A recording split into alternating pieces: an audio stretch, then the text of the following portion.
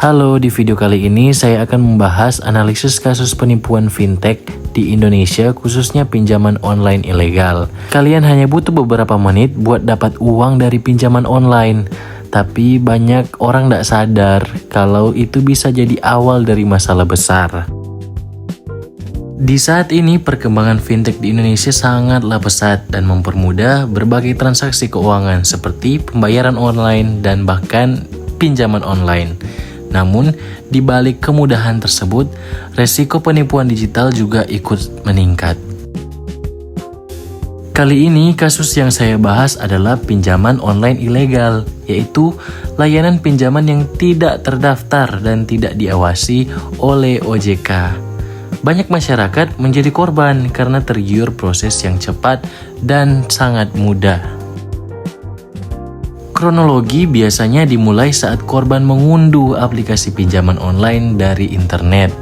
Kemudian korban diminta mengisi data pribadi dan dana langsung dicairkan dengan cepat.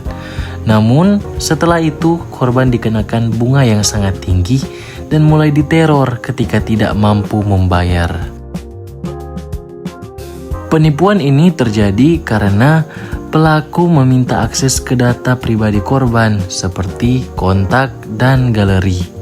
Kemudian, pelaku menggunakan tekanan psikologis seperti ancaman dan intimidasi. Ini termasuk dalam teknik social engineering, yaitu manipulasi untuk mempengaruhi korban. Risiko utama dari kasus ini adalah kebocoran data pribadi dan kerugian finansial. Hal ini juga terjadi karena rendahnya literasi digital masyarakat, serta kebiasaan memberikan izin aplikasi tanpa memahami dampak dan risikonya. Regulator seperti OJK telah melakukan berbagai upaya, seperti memblokir pinjaman online ilegal dan memberikan edukasi kepada masyarakat.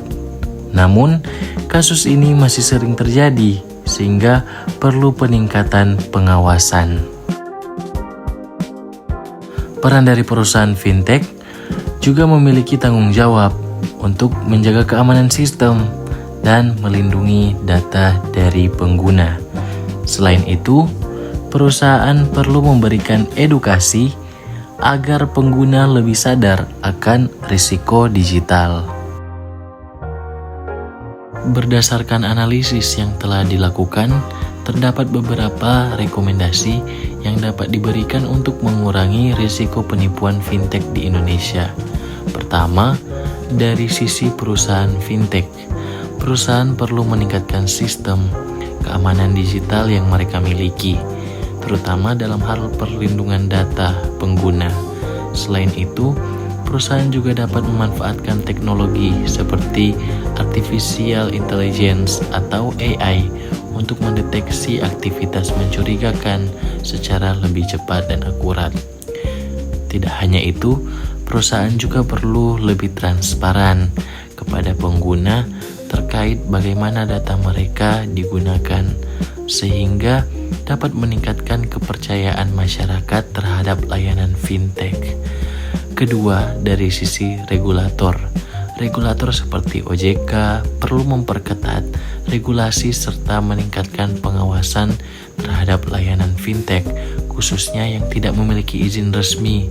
Selain itu, upaya edukasi kepada masyarakat juga harus ditingkatkan agar masyarakat memiliki pemahaman yang lebih baik lagi mengenai risiko dan keamanan dalam menggunakan layanan digital. Ketiga, dari sisi masyarakat sebagai pengguna, masyarakat perlu lebih berhati-hati lagi dalam menggunakan layanan fintech, seperti memastikan legalitas perusahaan tersebut sebelum menggunakan layanannya. Selain itu, pengguna juga harus lebih bijak dalam menjaga data pribadi dan tidak mudah memberikan izin akses kepada aplikasi yang tidak dipercaya atau terpercaya. Dengan adanya kerjasama antara perusahaan, regulator, dan masyarakat, diharapkan kasus penipuan fintech dapat diminimalisir di masa depan. Sebagai kesimpulan, perkembangan fintech di Indonesia memang memberikan banyak manfaat dan kemudahan dalam kehidupan sehari-hari, terutama dalam hal transaksi keuangan yang menjadi lebih cepat dan praktis. Namun, di balik kemudahan tersebut, terdapat risiko yang tidak bisa diabaikan, terutama terkait dengan keamanan data dan potensi penipuan digital seperti pinjaman online ilegal.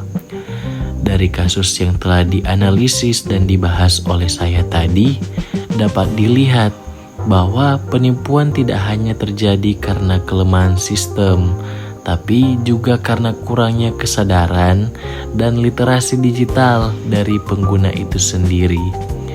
Selain itu, pelaku penipuan juga memanfaatkan faktor psikologis korban seperti rasa takut dan panik, sehingga korban sulit berpikir secara rasional dalam mengambil keputusan.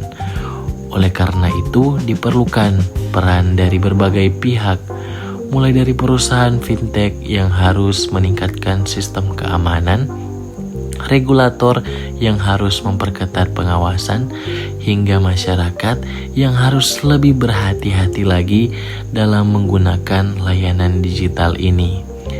Kesadaran akan pentingnya keamanan digital menjadi hal yang sangat penting di era sekarang ini, karena data pribadi merupakan aset yang sangat paling berharga dalam kehidupan kita. Dengan pemahaman yang lebih baik lagi mengenai risiko dan cara kerja penipuan fintech, kami harapkan masyarakat dapat lebih waspada dan tidak mudah menjadi korban di masa yang akan datang atau masa depan. Jadi, sebagai pengguna teknologi, kita tidak hanya dituntut untuk mengikuti perkembangan zaman, tetapi juga harus cerdas dan bijak dalam menggunakannya. Sekian dan terima kasih.